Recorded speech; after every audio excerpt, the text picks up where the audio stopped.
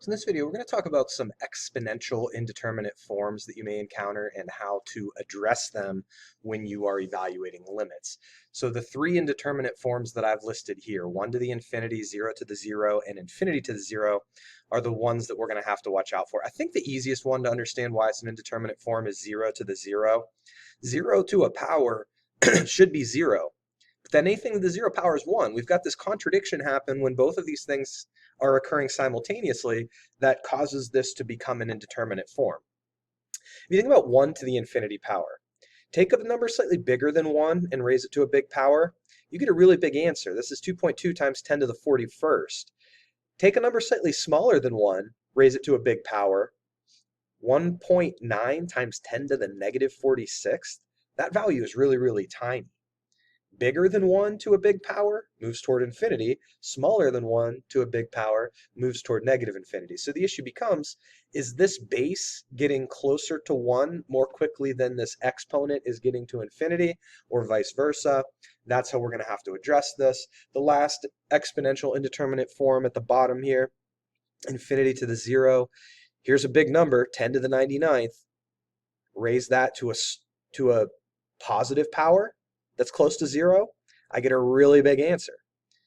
Take that same number, but raise it to a negative power that's close to 0, and I get times 10 to the negative 10th, I get a really tiny answer. I get an answer that's really close to 0.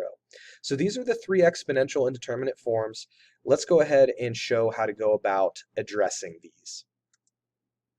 So the example that we're going to do here is the limit as we approach 0 from the bigger side, cosine of x raised to the 1 over x. I'm going to look for a signal. I'm going to plug what x is approaching in place of the x's and see what happens. Cosine of 0 is 1. 1 divided by a small positive, and that's why the one-sidedness is included here so that we can reason through what's happening with this exponent. 1 divided by a small positive is a really, really big positive, positive infinity. So this is that first indeterminate form that we saw on the last screen. How do we address it? If we're going to address this, we're going to need to introduce something that allows us to get the exponent out of the exponent. So you see what I've done here initially is I've said y is going to be defined as the function within the limit. Now the reason why I wrote an equation here is so that I could do what you see in this next step.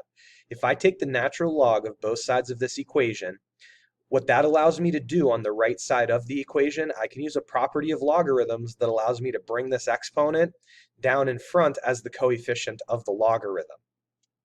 So the right-hand side here now no longer involves an exponent. We introduce the logarithm to use that property of logarithms to get the exponent to become a coefficient. So what are we going to do next? What's the point of this? Well, we're not going to check the original limit.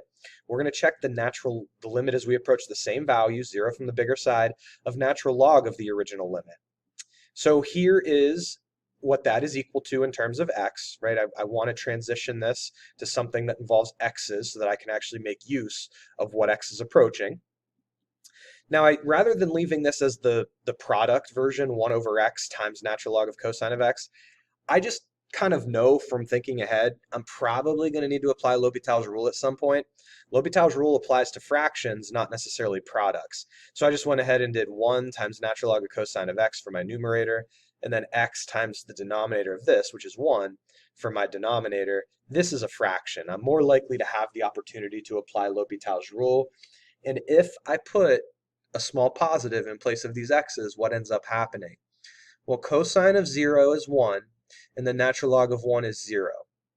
The denominator is a lot easier because I get directly to 0. So what I've shown with these two bullet points here is I've shown that independent of one another, the limit of this numerator is 0, the limit of this denominator is also 0. L'Hopital's rule is able to be applied if your fractional limit is either 0 over 0, which is the case for us, or infinity over infinity. So this limit, what we had here, through an application of L'Hopital's rule, is equal to the new one that you see here. L'Hopital's rule says compare the rate of growth of the top of the limit with the rate of growth of the bottom. By rate of growth, we literally just mean derivative. Derivative of the top does require a chain rule, So I'm going to do the derivative of natural log as normally 1 over x. In this case, I need to do 1 over the inner function. And then I'm multiplying by the derivative of the inner function to finish that chain rule. Derivative of the denominator, rate of growth of x, that has a slope of 1. Derivative of x is just 1. So now if I put 0 in place of the x's that are left, I'm going to get negative sine of 0 divided by cosine of 0. That's 0 over 1. That is 0.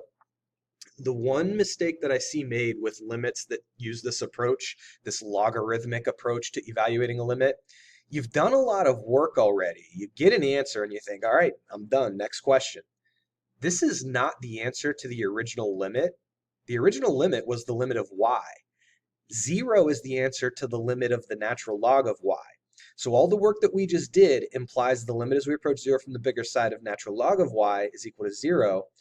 We would have to undo this natural log that we introduced way back at the beginning of our work, and I would do that by exponentiating that result, right? So if the limit of the natural log of y is 0, the limit of y is going to be equal to the undoing of that result with exponentiation.